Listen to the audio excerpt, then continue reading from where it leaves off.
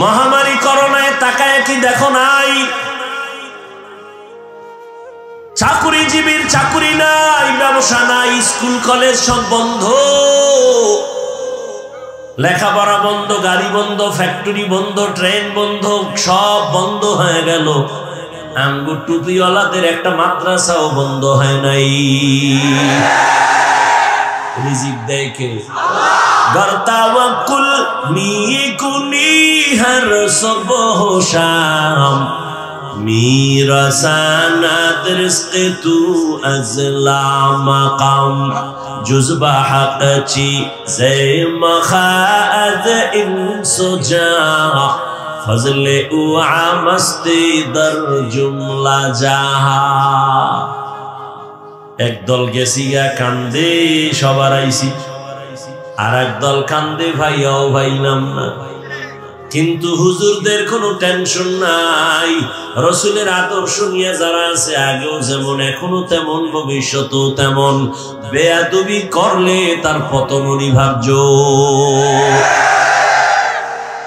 এই যত ঝামেলা দেখো বাংলাদেশে, সব আলেমদের সাথে বেয়াদবি করার ফলাফল।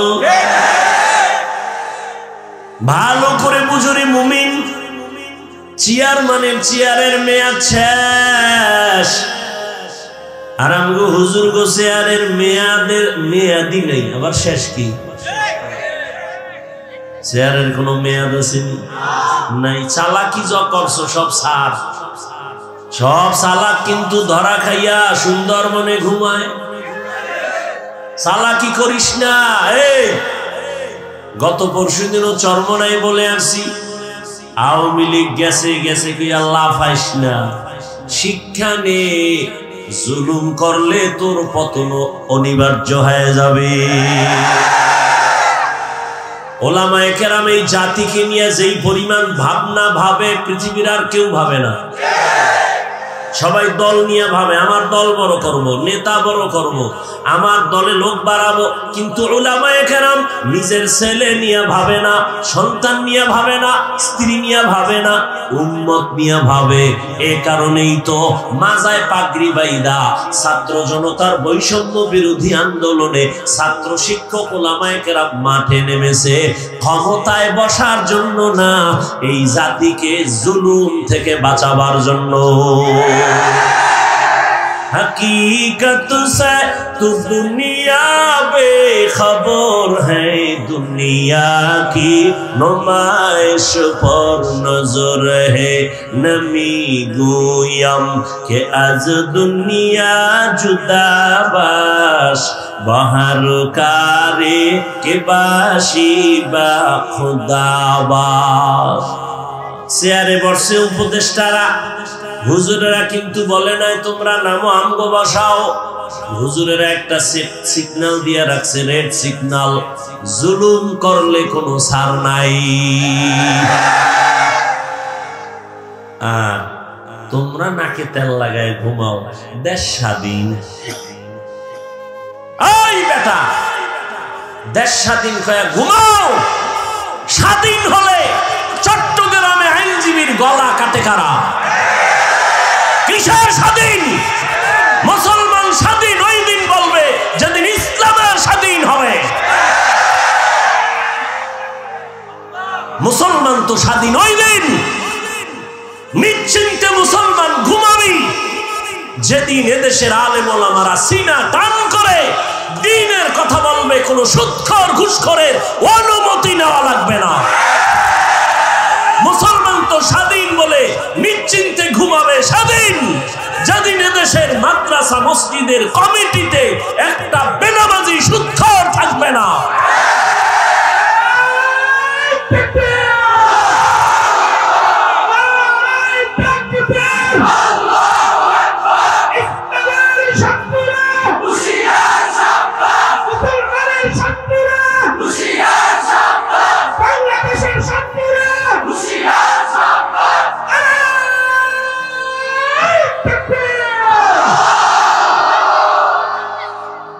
এই নিয়ে যত মানুষ বসা আছে, এই একটা মহা এক মুসিবত শুরু। ঘর পুড়ে গেলে ঘর নতুন করা যায় না, এই কথা কও না কেন? কপাল করলে নতুন কপাল আর পাবি না। বেদবি করিস না। একটা আওয়াজ বন্ধ ওই তো ওই গজবের মোবাইলের কারণে ঝামেলা হইতেছে না। ছবি উঠাবি, রেকর্ড করবি, গজবটা তো এই জায়গায় লাগছে। তোদের যদি মোহাব্বত থাকতো তো আরো 6 ঘন্টা আগে ভিতরে বইতি। আল্লাহ সবাইকে হেদায়েত দান করুন। এখানে যত মানুষ আছে বেশিরভাগ মোটামুটি সরল মানুষ, সাধারণ মানুষ, তাই তো? এগো যদি বই হাতে লইয়া বুঝাই ইসকন কি, এই হেই, এটা কিছু মানুষ বুঝবে, কিছু মানুষ বুঝবে না। যদি কেউ হিন্দু তাই বুঝে না, ও সব বাদ। আমি তো একটু মানে কি বলে কাটছাট কথা বলি যাতে সহজে বুঝে। আজকে থেকে একটা শপথ করেন যে উলামায়ে কেরামের পেছন ছাড়া, তাদের পরামর্শ ছাড়া আমি কোনো লাইনে যাব না। উলামায়ে কেরাম যদি বলে এটা খারাপ, খারাপ, এটা ভালো, ভালো। বুঝে আসছে কথা? খুব সাবধান। তো যে কথা বলতেছিলাম, আল্লাহ সব মাফ করলো, শিরিকের গুনাহ মাফ। আল্লাহ আমাদের শিরিক মুক্ত, ঈমান এবং বিদআত মুক্ত আমলওয়ালা বানায় দেন।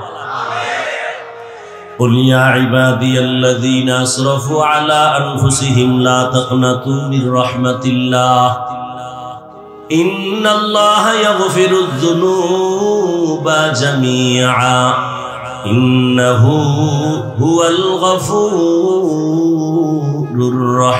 الرحيم আল্লাহ তাআলা বলেন, হে গোলাম, আমি তোমাদেরকে বড় আদর করে ডাক দিলাম, তোমরা আমার বান্দা। দুনিয়াতে যারা মনে করো তোমরা অন্যের গোলাম, না, তোমরা আমার বান্দা।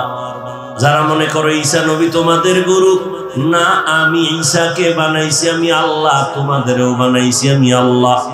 ঈসাও আমার বান্দা, তোমরাও আমার বান্দা, আমি আল্লাহ তোমাদের মাবুদ। অতএব ইবাদত যদি করতে চাও, এক আল্লাহর ইবাদত করো, এক আল্লাহকে জীবনটা দাও, এক আল্লাহর জন্য তুমি সব কাজগুলো করো, দেখবা কোনো কাজে বেবরকত হবে না। ব্যবসা করো ওই এক আল্লাহর জন্য, চাকরি করো ওই এক আল্লাহর জন্য।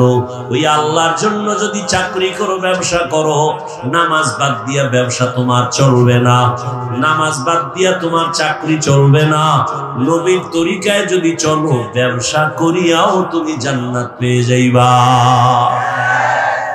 ব্যবসা করিয়া জান্নাত পাওয়ার পথ নাই, চাকরি করে জান্নাত পাওয়ার পথ নাই, ডাক্তারি, ইঞ্জিনিয়ারিং লেখাপড়া করার ক্ষেত্রে জান্নাতের পথ নাই। এত ভয় পান কেন ইসলাম নিয়ে? ইসলাম তো এত ভয়ের জিনিস না, সহজ।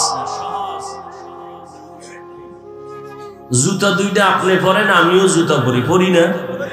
নবীর আদর্শে পড়বেন, দেখবেন কোনো কষ্ট নাই, জুতা পরাটাও ইবাদত হয়ে যায়। পানি আপনিও পান করেন, আমিও পান করি, একটু ঘুরায় করলেই তো হয়।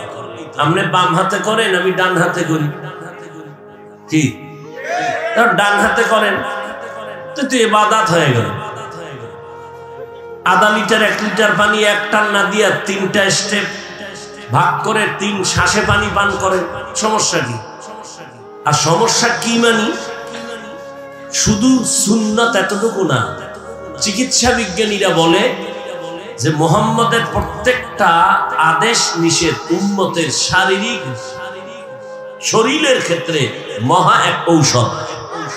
যারা এক টানে পানি পান করে, এদের পানিটা দেখেন, পানি ধাঁধা আছে, ধাঁধা আছে, অনেক ধাঁধা। কি আমরা ছোটবেলায় ধাঁধা কইতাম যে কাটা মনে আটকায় না, এমন কি? তো এই শ্লোক কইতাম ছোটবেলা, কি কয় পানি, এটা কোথাও আটকায় না। কিন্তু খেয়াল করছেন ওই পানি গিয়ে গলায় আটকায় না? আমি আল্লাহর জাতের কসম করে বলে যাই, সুন্নত তরিকায় পানি পান করো, কোনদিন পানি গলায় আটকাবে না ইনশাআল্লাহ। সুন্নত তরিকায় কেমনে? বাম হাতে লই এক টান, হ্যাঁ, 1 লিটারের এক বোতল আমার সামনে এক বইছে হুজুরে, কোথা থেকে আইছে অনেক আগে, আরো কিছু আলেম বললাম, হে বোতলটা টান দিয়ে ধরছে, মুখ থুইয়া নাকে আনছে, যায় সর দইয়ে মরে যায়। আমি কি হযরত সুন্নত না মানলে এমনই হয়। সুন্নত অনুযায়ী পানি পান করেন, 1 গ্লাস করেন, 3 গ্লাস পানি পান করেন, 3 শ্বাসে করেন, ডান হাতে করেন। কোনোদিন ওই পানি কখনো গিয়ে বুকে আটকাবে না, গলায় আটকাবে না। যারা জনমের মতো টান মারে এক টানে মরে যায়, এরকম বহু প্রমাণ আছে। এজন্য চিকিৎসা বিজ্ঞানীরা বলেছে যে মহামনীষী দোজাহানের সরদার যতটা থিওরি দিয়েছে মানুষকে, সবগুলো মানুষের শরীরের ঔষধ। শরীরের কি? এই যে দাঁড়ায় প্রস্রাব করে গরুর মতো আছে না, গরুর মতোই, শুধু পাও দুইটা কম, পাও দুইটা কি কম। বিজ্ঞান কি বলে? হুজুর গোটা তো মানবে না, এই জাতির কপাল ঘুরছে। আমরা আজীবন কইছি দোনো হাত ধুইয়া খাইতে বা, এখন ধুইতো না। আল্লাহকে কানে ধইরা দোয়াইতেছি, এখন কেমন লাগে? করোনা আইছে, এখন খালি পকেটে মেডিসিন লয়ে বাইর করে আর দই। আমারও কয় ধুইবেন নি। তো আমরা যে এতদিন ধুইছি, দোয়ার ওয়াজ করছি, শুনে নাই। এখন যতবার ধুইবে কোনো সওয়াব নাই। আর আমরা ধুই, সওয়াব হবে, কারণ আমরা সুন্নত হিসেবে ধুই। আর ওরা কেমনে ধোয়? সুন্নত হিসাবে না, মরার ডরে। মরার ডর কি? করোনা। মরার ডর কি? করোনা। এখনো দেখেন না, ট্রিপল মাস্ক লাগাইছে, ট্রিপল মাস্ক। মরবে না। বাবার করোনা, ছেলেরা কাছে যায় না, মরার ভয়, মাস্ক লাগাইয়া লাশ বাইরে ফালাই দিছে। আর সেই সময় আমার দেশের টুপিওয়ালা উলামায়ে কেরাম করোনার শত শত লাশ নিজের কাঁধে নিয়ে গোসল করাইয়া, কাফন পরাইয়া, জানাজা পরাইয়া কবরে রাখছেন। একজন হুজুরেও করোনায় মরে নাই। এরপর হুজুরেরা খারাপ, কইতে থাক আর জুতার বাড়ি খাইতে থাক। জুতার বাড়ি তো হুজুরেরা খায় না, খায় মূলে তো তোরাই খাও। অমুক জায়গায় ভিডা, অমুক জায়গায় ভিডা। কে ভিডায়? কে ভিডা? যেই নেতার পিছে ঘুরছে নেতা ভিডা। কি? যেই নেতার পিছে ঘুরছে ওই নেতা ভিডায়। কি? স্বার্থে আঘাত লাগছে। তো স্বার্থে আঘাত লাগলে দল থেকে নাম কাটে না। সোনার বাংলার রাজনীতি হইল কল্লা কাটো। সোনার বাংলার রাজনীতি কি? কল্লা কাটো। দল থেকে নাম কাটে না, কি কাটে? কল্লা কাটে। এই রাজনীতির ময়দানটারে নাপাক করে ফেলেছে ধান্দাবাজার, চান্দাবাজেরা। আলেমদের হাতে নিতে হবে। রসুল রাষ্ট্র চালায় নাই, আবু বকর রাষ্ট্র চালায় নাই, ওমরে ফারুক চালায় নাই। রাষ্ট্র চালাইছেন, তাদের রাষ্ট্র পরিচালনা কেমন নবী দেখায় গেছেন। এজন্য ওই ধান্দাবাজার, চান্দাবাজেরা কয় ইসলামে রাজনীতি নেই। তার মানে সব দিক থেকে ইসলাম কমপ্লিট, রাষ্ট্রের ব্যাপারে ইসলাম দুর্বল। কি যুবকেরা, রাষ্ট্রের ব্যাপারে ইসলাম, কোরআন শরীফ দুর্বল। কেন বলে? ওরাও জানে ইসলামই সঠিক, মানে না কেন? চুরি করতে পারবে না, দুর্নীতি করতে পারবে না, চান্দাবাজি আর ধান্দাবাজি চলবে না। ইমাম সাহেব থাকতে হবে নিরপেক্ষ। তা আমি বলি যুবকরা, তোরাও স্লোগান দে, কমিটির প্রত্যেক দায়িত্বশীলকেও নিরপেক্ষ থাকতে হবে। আর কমিটির লোকেরা যদি পচা রাজনীতি করে, ইমাম সাহেব মাইক লাগায়া ইসলামের রাজনীতি করবে। রাজনীতি নাই মানি লিখে রাখ। এবার ব্যানার কর, 200-300 টাকা খরচ করে একটা ব্যানার কর।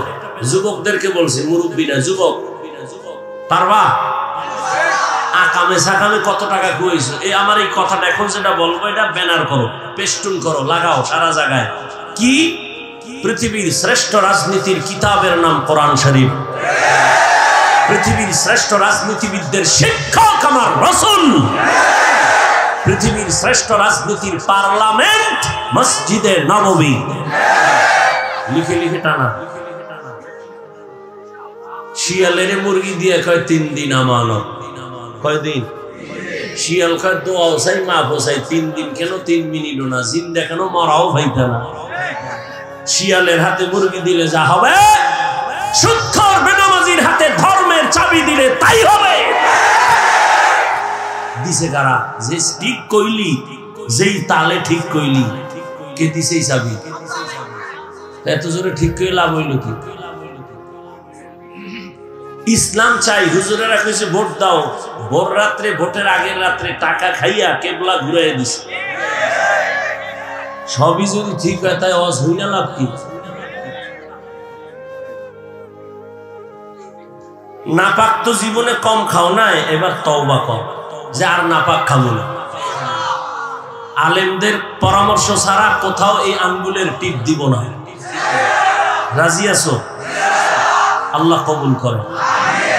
এদেশে হুজুর কম, মাদ্রাসা কম, আলেম ওলামা কম, মসজিদ কম, তো ভয় কেন? আলেমরা জীবন দিবে, কোনো মানুষের ক্ষতি করবে না। এই যে বয়ান করে গেল আমাদের চেয়ারম্যান সাহেব, রানিং চেয়ারম্যান না, ওই বিবারিয়া আছে আমাদের আলেম চেয়ারম্যান আমজাদ হোসেন আশরাফি, হ্যাঁ, বাংলাদেশে আরো ওই নোয়াখালী আছে খালেদ সাইফুল্লাহ সাহেব, সাইকেলের মধ্যে চাউল লইয়া এরপরে সরকারি বরাদ্দ বাড়ি বাড়ি যায় মাইপা দিয়ে আসে। আলেমরা জনগণের দায়িত্ব নিলে কিছু পারুক না পারুক, চুরি দুর্নীতি হবে না। এরপরে যদি কেউ জুতার বাড়ি খামু তো খা,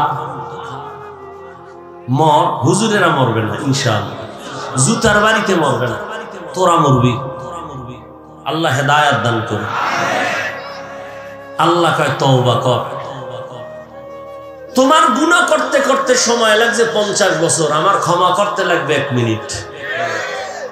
ইয়া ইবাদিয়াল্লাযীনা আসরাফু আলা আনফুসিহিম লা তাকনাতু মির রাহমাতিল্লাহ।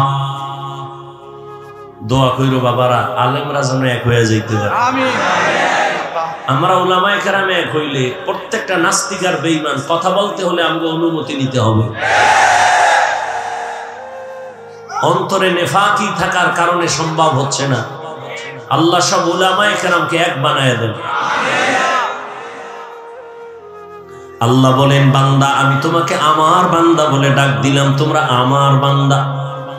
তোমরা ঈসা নবীর বান্দা না, উযায়েরের বান্দা না। এই হিন্দু ধর্মের মানুষ, তুমি মনে করো লক্ষ্মী দেবীর কাছে গিয়া কান্না করলে বুঝি আর কোনোদিন আমি গরিব হব না?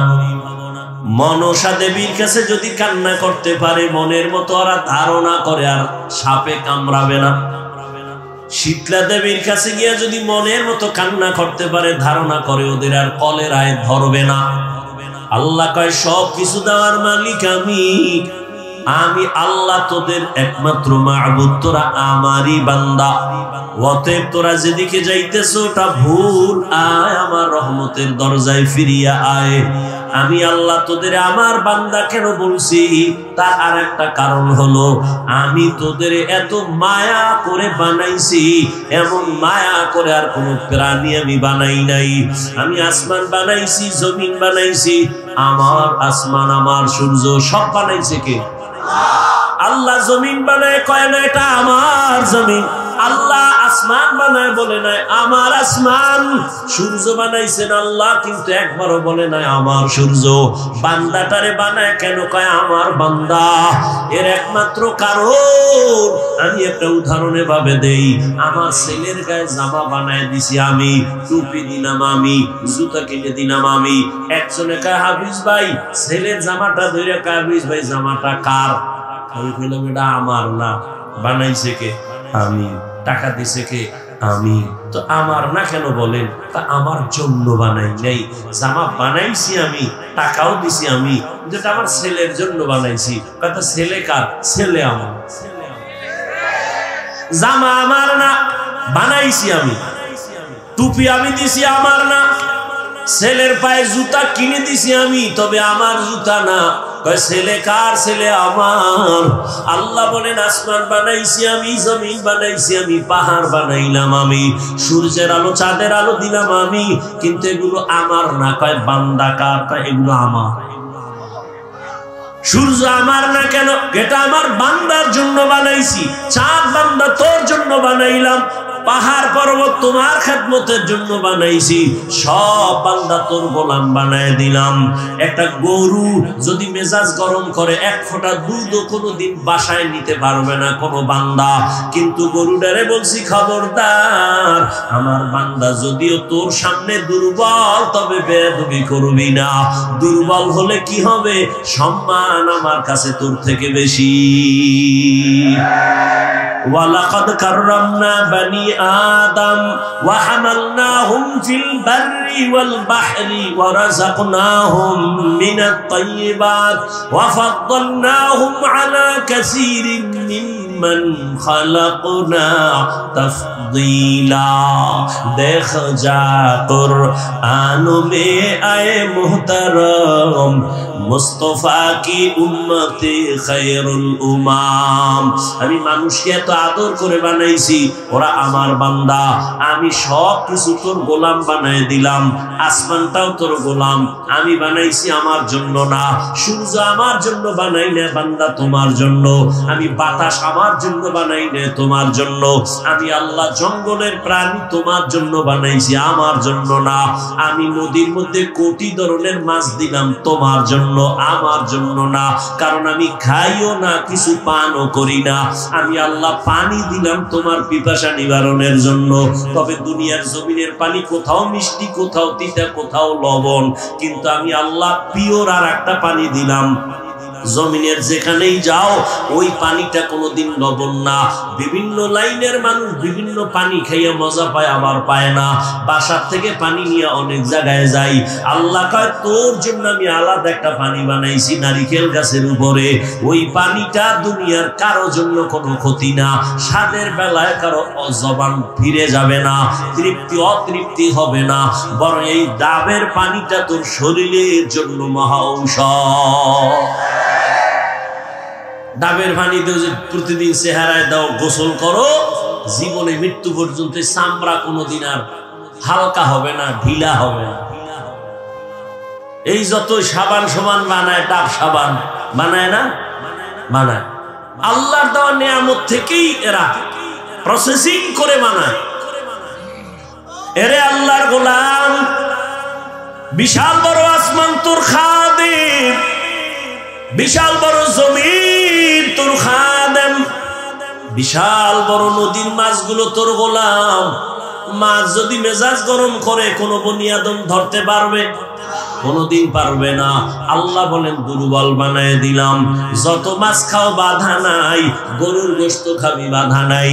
আমি আল্লাহ সব কিছু তোমার বানায় দিলাম। এমনি না, আমি আল্লাহ তোমারে বানাইছি আমার গোলামির জন্য। দুনিয়ার সব তোমার গোলামি করবে, তুমি কার গোলামি করবা? তুমি আল্লাহর গোলাম। قال النبي صلى الله عليه وآله وسلم الدنيا خلقت لكم وأنكم خلقتم للآخرة।